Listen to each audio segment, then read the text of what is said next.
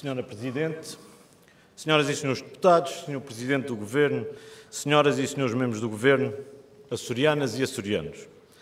Cabe-nos hoje proceder ao encerramento do debate na generalidade das propostas de plano e orçamento da região para 2018. O anterior vice-presidente americano, Joe Biden, procurando demonstrar em termos práticos a importância de um orçamento, afirmou um dia, e cito, "Não me digam o que valorizem, mostrem-me o vosso orçamento e eu digo-vos o que valorizam." E, de facto, de cada vez que nos debruçamos sobre os documentos orçamentais para o ano seguinte, corremos sempre pelo menos dois riscos.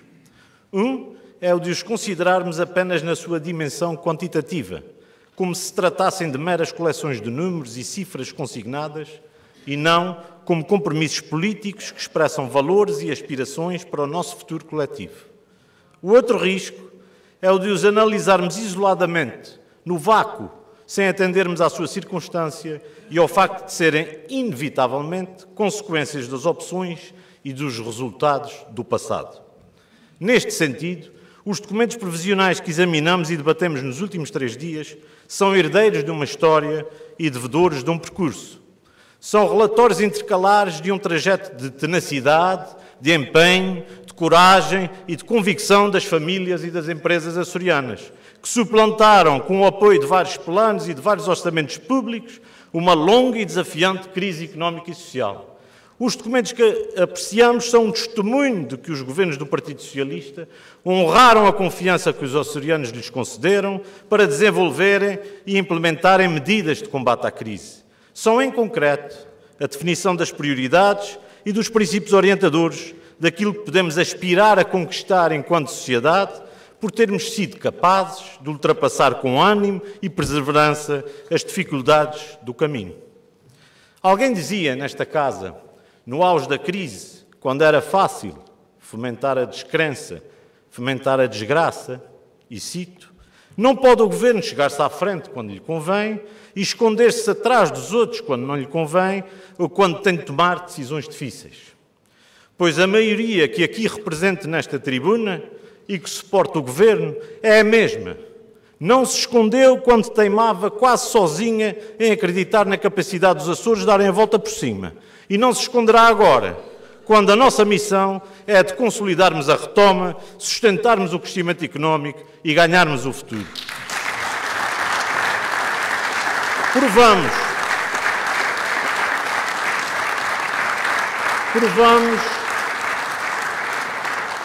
Provamos em conjunto com os açorianos que, afinal, e ao contrário do que profetizou com gáudio o Sr. Deputado Duarte Freitas, num dos debates do Plano de Orçamento ocorridos em plena crise, foi esta maioria, foi a sua governação, que, trilhando caminhos com resultados, conseguiu ultrapassar o que o PSD então apelidava de maior crise económica e social da história da autonomia. Fomos nós, senhoras e senhores deputados, foram os açorianos que merecem os louros dessa conquista. Senhora Presidente, senhoras e senhores deputados, no discurso da oposição, a retoma ou é uma nota de rodapé ou é uma opinião propagandeada pela maioria, essa eterna culpada de tudo o que corre mal e nunca merecedora do mínimo reconhecimento por aquilo que corre bem. Mas, na realidade da vida de todos os dias, das nossas famílias, das nossas empresas, a recuperação da economia e dos rendimentos das pessoas é um facto, é um estímulo e é uma conquista que é imperioso preservar. E os dados são inequívocos a esse respeito, demonstrando com clareza que, em parceria com os açorianos, fomos capazes de colocar a nossa região no rumo certo. Todos se recordam que no primeiro trimestre de 2014 tivemos um desemprego superior a 18%. Nessa altura, não faltavam arautos da desgraça, profissionais da desesperança, que se degladiavam para ter palco, uns segundos de som, uns segundos de imagem, a apontar o dedo, a exigir a cabeça dos responsáveis ou até a anunciar o princípio do fim do Partido Socialista enquanto governo. Dizia-se então que faltava empenho ao governo. Duvidava-se da eficácia das medidas propostas a cada plano e a cada orçamento. Questionava-se permanentemente a capacidade de se gerar resultados. O Governo Regional canalizou, então, grande parte dos fundos disponíveis para a implementação da Agenda Açoriana para a criação de emprego e competitividade empresarial, dando prioridade absoluta ao estancar do desemprego, ao apoio aos desempregados e ao incentivo aos empresários. As medidas tomadas permitiram que hoje se registre uma taxa de desemprego de cerca de 8%, a mais baixa dos últimos 6 anos. Temos menos de metade dos empregados de há 3 anos. Há mais 13 mil açorianos com emprego. Isso significa que, sem deixarmos de empenhar o melhor de nós na procura de soluções para quem continua infelizmente desempregado, podemos agora dar início a uma nova agenda, centrada na estabilidade e no aumento dos rendimentos daqueles que felizmente conseguiram emprego. Também ao nível do crescimento e da dinamização da atividade económica, os dados são cristalinos. Depois de crescimentos negativos, que chegaram a atingir os menos 3,5% em 2012 e que se mantiveram em 2013, o PIB da região registrou um crescimento de 2,1% em 2016, demonstrando que a nossa economia não só inverteu o ciclo negativo que vivia, como cresce agora de uma forma consolidada e acima da média nacional. A confiança e a estabilidade geradas pela ação e investimento públicos, nas fases mais agudas da crise, ajudaram decididamente os nossos empresários a manterem viva a sua capacidade de empreender e de resistir. Essa dinâmica pode ser comprovada pelos dados mais recentes do investimento privado, da produção de bens e serviços e da criação de novas empresas ou de forma indireta através do aumento do consumo privado. É, pois, agora possível dirigirmos a nossa atenção para um conjunto de medidas e de ações que ajudem a potenciar e a reforçar esta evolução positiva da nossa economia, com particular enfoque no aumento do rendimento disponível das nossas famílias. Setorialmente, e apesar de se verificarem crescimentos a ritmos distintos, é certo, é verdade, é também evidente a evolução positiva que vivemos. Até mesmo em setores como as pescas ou a construção civil, particularmente afetados pelas ondas de choque da crise, começam a surgir indícios sólidos de recuperação ao nível da mão de obra e ao nível da recuperação de rendimentos. A agricultura, por sua vez, enquanto setor fundamental da nossa economia, exige uma permanente atenção no sentido da qualificação e valorização da produção e do aumento de rendimento das suas várias fileiras. Precisa também, é certo e é verdade, de uma atenção especial no caso do leite, cujo preço tem de prosseguir uma trajetória sustentada de convergência com o praticado a nível nacional. Há agora quem queira resumir toda esta dinâmica de recuperação que procurei descrever em obra e graça do turismo, que cresce em números e em proveitos a um ritmo assinalável. Consideram, no fundo, que foi o mercado, a onda de liberalização e a capacidade da iniciativa privada que geraram este desenvolvimento, apesar do Governo Regional, dizem estes interlocutores. Curioso e até mesmo intrigante, já que em 2014, no auge das dificuldades económicas da nossa região, eram estes os mesmos que diziam, nesta casa, pela voz do Sr. Deputado Duarte Freitas, e cito, no turismo as políticas são totalmente da responsabilidade do Governo Regional e, portanto, a crise é totalmente da culpa exclusiva do Governo Regional. Chegados a este ponto, não há como não perguntar, senhoras e senhores deputados, mas então, se a culpa era exclusivamente do Governo, por que é que agora não é o Governo que tem mérito? Se estava quase tudo errado, como é que deu quase tudo certo, senhoras e senhores deputados?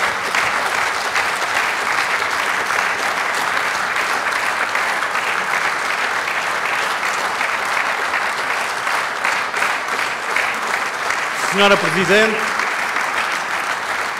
Presidente, senhoras e senhores deputados, Senhor Presidente do Governo, senhoras e senhores membros do Governo, temos absoluta consciência de que nada nesta recuperação económica é definitivo.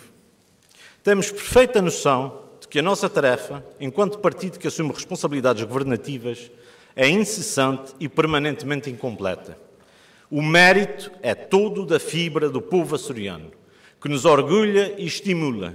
Mas também é verdade que, graças ao que fomos capazes de alcançar, o ponto de partida e o horizonte das nossas preocupações e prioridades se alteraram. Podemos agora, por isso, entrar com confiança num novo ciclo de políticas de apoio ao desenvolvimento. Verificamos, ao longo destes dias de debate, que a expressão novo ciclo causa irritação e uma certa perplexidade à oposição. Pois eu tentarei, de forma sintética, explicar o que é o novo ciclo.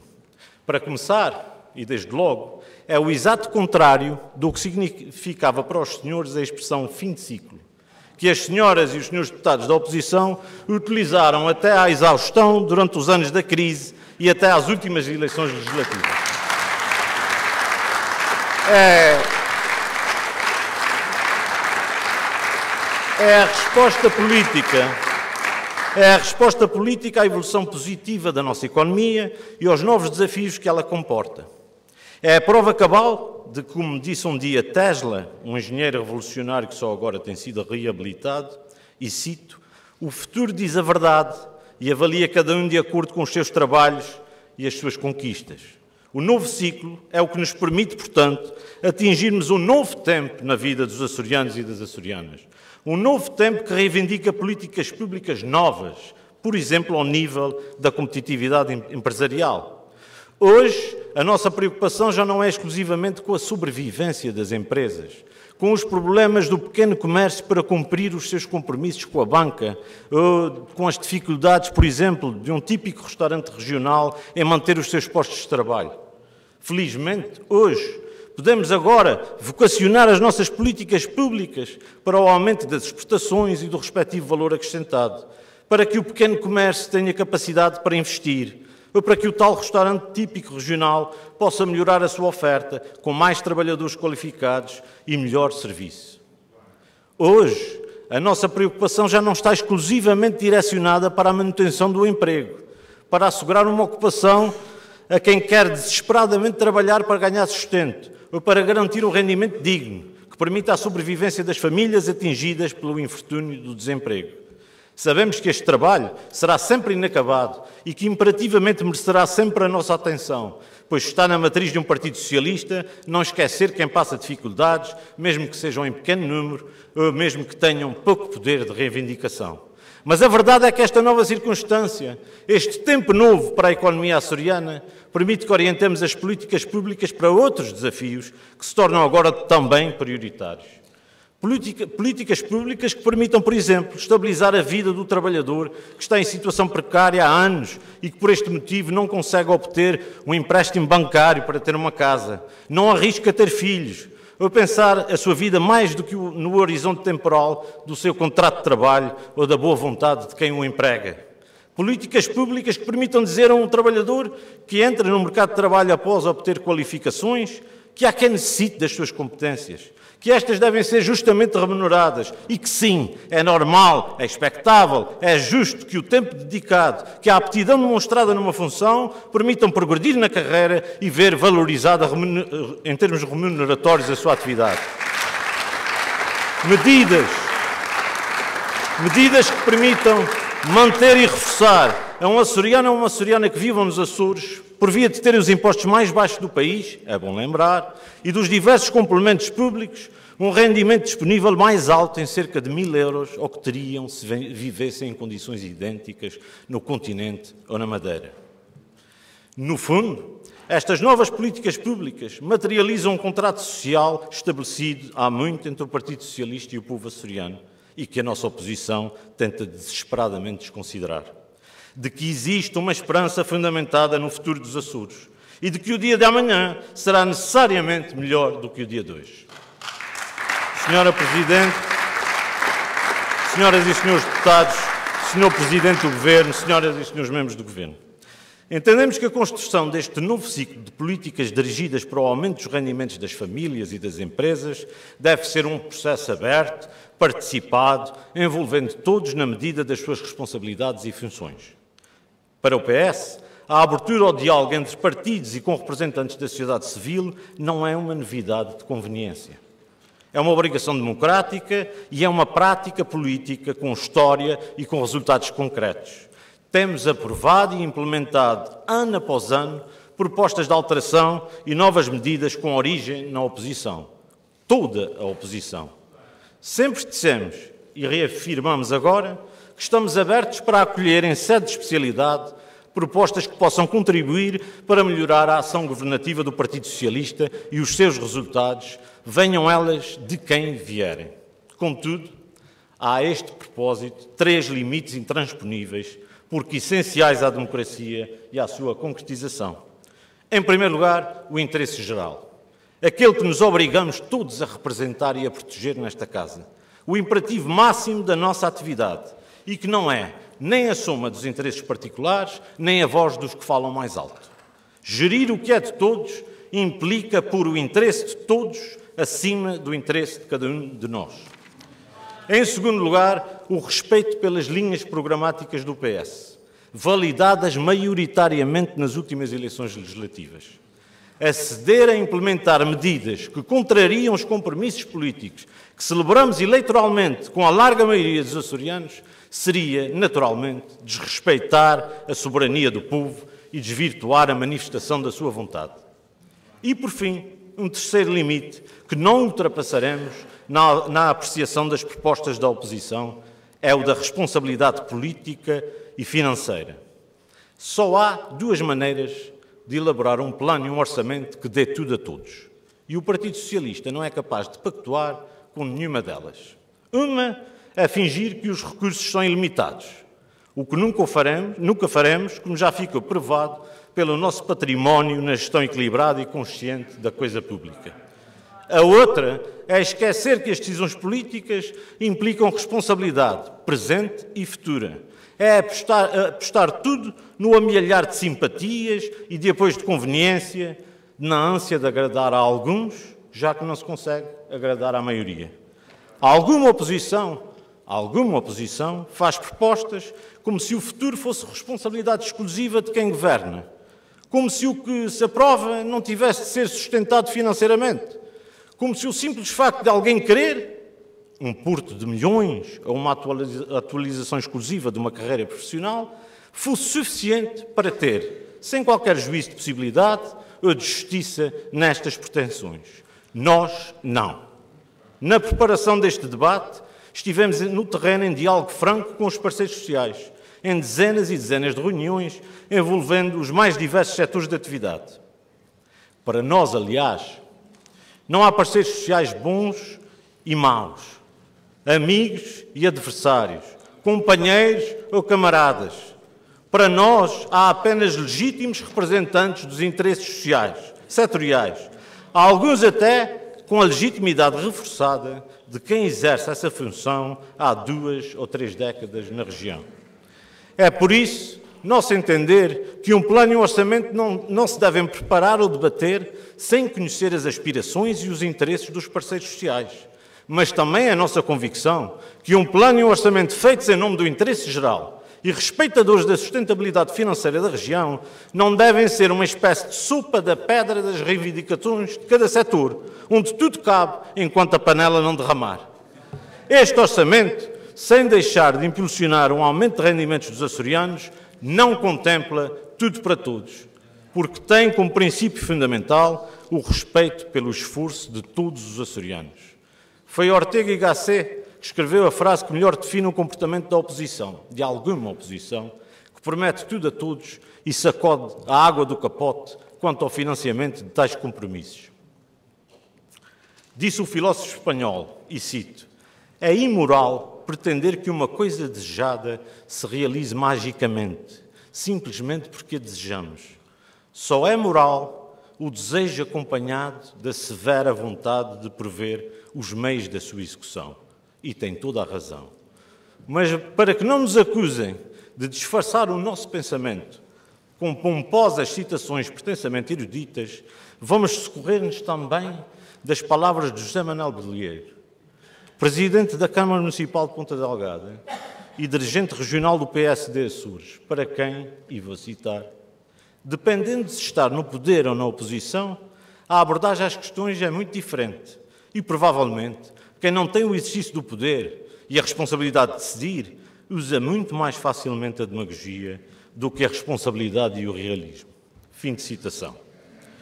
Senhora Presidente, senhoras e senhores deputados, Senhor Presidente do Governo, senhoras e senhores membros do Governo, açorianas e açorianos.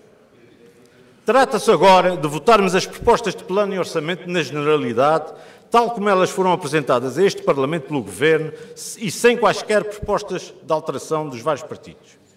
Espera o Grupo Parlamentar do Partido Socialista de uma oposição responsável, que pelo menos conceda o benefício da dúvida a quem tem prosseguido este trajeto de recuperação e conduzido a nossa região ao patamar da estabilidade económica que hoje vivemos.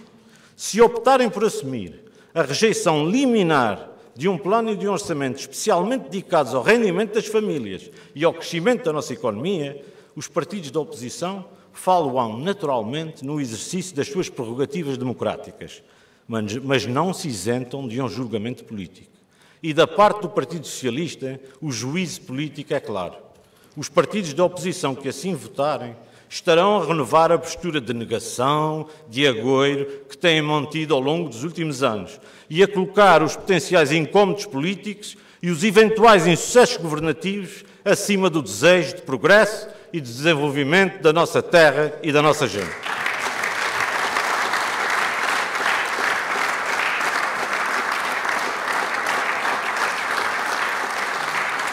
Pelo contrário, esta é uma maioria que só aceita ser refém do povo açoriano e da esperança no futuro. Que só admite tentar sempre, insistir sempre, lutar sempre, devedora que é da confiança da maioria dos açorianos.